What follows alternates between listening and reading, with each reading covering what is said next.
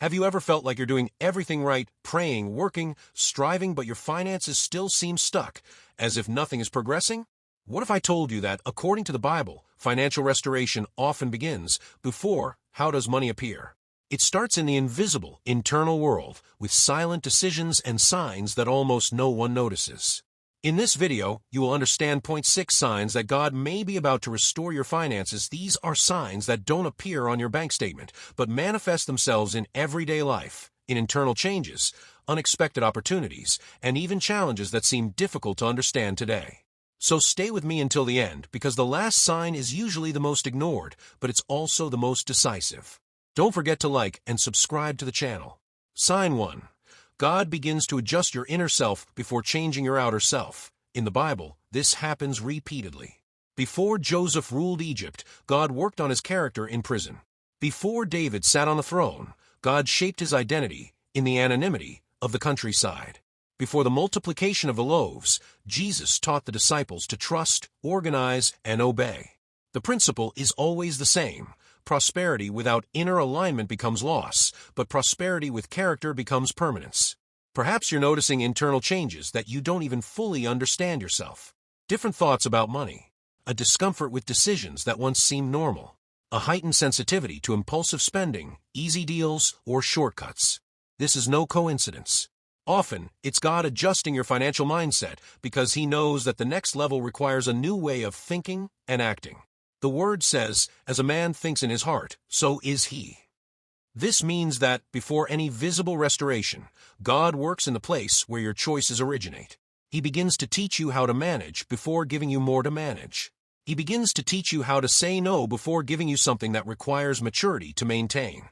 He begins to show you that money is a tool, not an identity, a resource, not absolute security. In everyday life, this inner adjustment may seem small, but it's profound. You start to reflect more before making financial decisions. You begin to understand that not every opportunity is a blessing in disguise. You start to value organization, discipline, and consistency, even when the return isn't immediate. And at the same time, you realize that your anxiety decreases while your responsibility increases. This is a sign of alignment. Many people pray for prosperity, but resist the process that prepares them for it. They want the result without the transformation. However, biblically, God does not restore finances without first restoring vision. He knows that if the inner self remains unbalanced, the outer self will never be sustained. Therefore, He works silently, adjusting priorities, correcting excesses, healing emotional wounds related to money, and breaking old cycles of mental scarcity. Sign 2. Old doors close to open greater paths, because when God begins to close doors, it's almost never in a comfortable way. And it is precisely here that many people get confused and misinterpret what is happening. They think they are regressing, when in fact they are being redirected. After God adjusts the inner self, He begins to adjust the environment. Relationships, jobs, businesses, partnerships, and even sources of income that previously seemed stable begin to lose strength, meaning, or continuity. And this generates fear, frustration, and insecurity. After all, nobody likes to lose something they already know, even if it is no longer aligned with the future God is preparing. And I want to ask you something simple but powerful. If you believe that God is restoring and will prosper your life, type Amen in the comments. This is an act of faith, a way to publicly declare what you believe, and also to encourage other people who are going through the same process as you. In the Bible, this pattern is clear.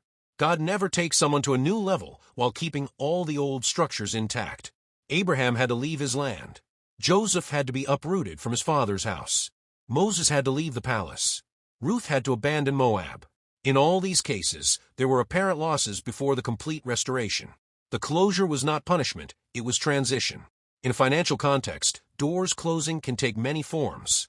A job that ends, a business that stops being profitable, a project that stalls, a partnership that falls apart.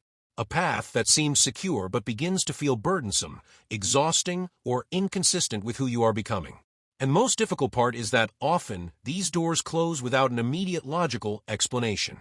But here is a powerful spiritual principle. God never closes a door to leave you with no way out.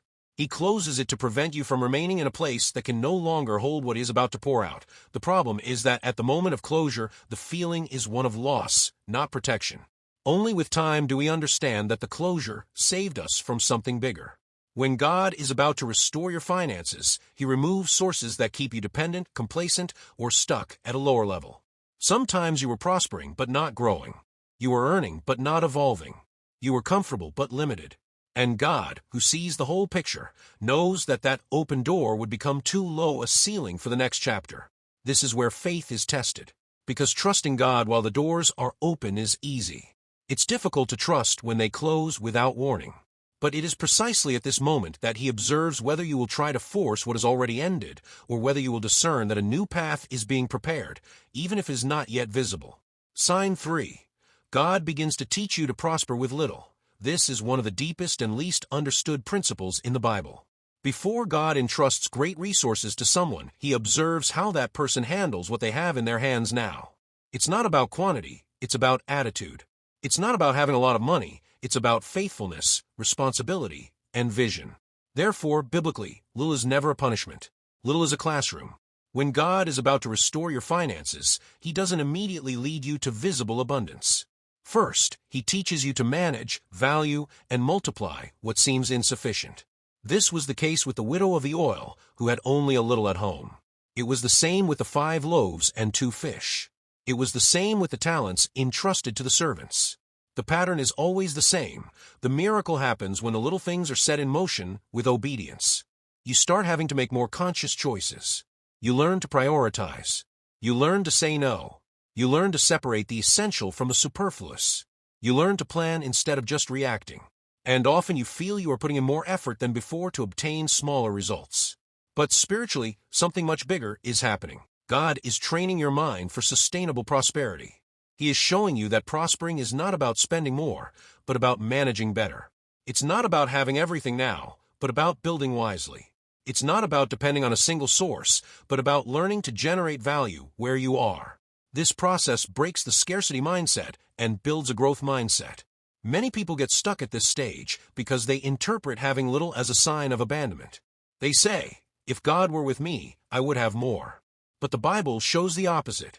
God entrusts the little things precisely to those whom He is preparing for much. Little reveals character. It reveals discipline. It reveals maturity. It reveals whether a person honors God regardless of the amount of money involved. During this period, God also begins to adjust your emotional relationship with money. You realize that your peace no longer depends so much on your bank balance. You learn not to make decisions driven by desperation. You begin to understand that every resource has a purpose and that waste is incompatible with prosperity. This learning is silent but powerful. Sign 4. Ideas, opportunities, and strategies begin to emerge. Before I continue, if this content resonates with you and makes sense for your life, please leave a like now because it greatly helps the channel reach more people. And also subscribe to the channel so you don't miss any videos with messages like this, which strengthen your faith and help you grow in all areas of life. This sign is powerful because it marks the transition between surviving and building. Up to this point, God has worked on your inner self, closed old cycles, and taught you to manage what little you have. Now He begins to release practical wisdom. The Bible makes it clear that sustainable prosperity doesn't come solely from resources, but from understanding. Solomon didn't ask for riches, he asked for wisdom, and as a result, he received both. This reveals an eternal principle. When God wants to restore finances, He first provides direction. At this stage, ideas don't appear like a bolt from blue, nor are they always accompanied by emotion or euphoria. Often, they emerge as simple thoughts, practical solutions, or strategic adjustments. Something you already knew, but never considered. A talent that has always been with you, but now begins to make sense. An opportunity that previously seemed too small, but that you now realize can grow. In everyday life, this can manifest itself in various ways. A new way of organizing your work. A business idea that arises from your own experience. A different perspective on how to offer value in what you already do. An insight during a casual conversation. A concern that becomes a proposal. A recurring problem that transforms into a solution. None of this is by chance. When God begins to restore finances, He activates the mind to create pathways. And here's something very important. These ideas usually require action, not just prayer. God provides direction, but expects movement.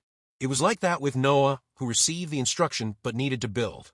It was like that with Joshua, who who received the promise but needed to march. It was like that with the disciples, who received the order but needed to share it. Ideas without obedience remain just thoughts. Sign 5. You begin to move with more peace than anxiety. The Bible shows us that peace is not the absence of problems, but the presence of God in the midst of them. And this peace begins to manifest itself in a practical way. You realize that you no longer make decisions just to relieve the tension of the moment. You learn to wait for the right time. You learn to analyze clearly. You learn to trust that you don't need to embrace everything in order not to lose anything. This change is spiritual, but it is directly reflected in your finances. Moving with peace doesn't mean passivity. On the contrary, it means acting without despair, working without emotional exhaustion, planning without panic. When God is leading, He doesn't demand chaotic rushing, but constancy. And this becomes visible when you can say no without guilt, wait without anguish, and move forward without excessive fear. This sign also reveals something important. You begin to trust more in provision than in control. Before, perhaps you wanted to foresee everything, master every scenario, guarantee every detail. Now you understand that planning is wisdom, but excessive control is disguised anxiety. God begins to teach you to do your part and rest in Him regarding the rest. The Word says that God adds what we seek when we put the kingdom first. This means that when the heart is aligned, the addition doesn't come with torment. It comes with balance. It comes with clarity. It comes with peace. And this peace becomes a powerful filter. Decisions that steal your tranquility begin to lose value, even if they promise financial return. Sign 6. You begin to understand that prosperity is purpose, not just money. This is the most mature sign of all. It doesn't arise from need, it arises from understanding. After going through internal adjustments, closing cycles, learning from small things, revealed strategies, and decisions guided by peace, God begins to align your prosperity with the reason for your existence. You realize that money was never the end, it was always the means. The Bible clearly shows that God prospers people with a mission, not just ambition. Abraham was blessed to be a blessing. Joseph prospered to sustain nations. Solomon received riches to rule wisely. In all these examples, prosperity came with responsibility and impact. When this understanding reaches you, something definitively changes. You start asking yourself not only how much does this yield, but what is this for? Your financial decisions begin to consider purpose, values, and legacy. Money ceases to be a desperate end and becomes a conscious tool. And interestingly, it is precisely at this point that restoration becomes sustainable. This sign also reveals a change in your heart. Scarcity ceases to be merely a lack of resources and becomes a lack of vision. You understand that prosperity is not about accumulating without direction, but about managing with intention. It's not about having a lot for yourself, but about having enough to fulfill what God has entrusted to you. To conclude, understand one important thing. Financial restoration doesn't happen all at once. It happens through processes. If you identified with these signs, know that nothing you experience today is in vain.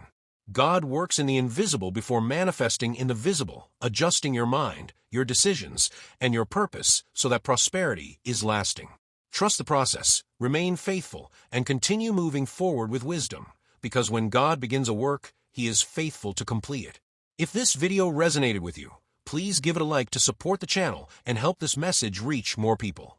And don't forget to subscribe to the channel to continue receiving content that strengthens your faith, your vision, and your financial life.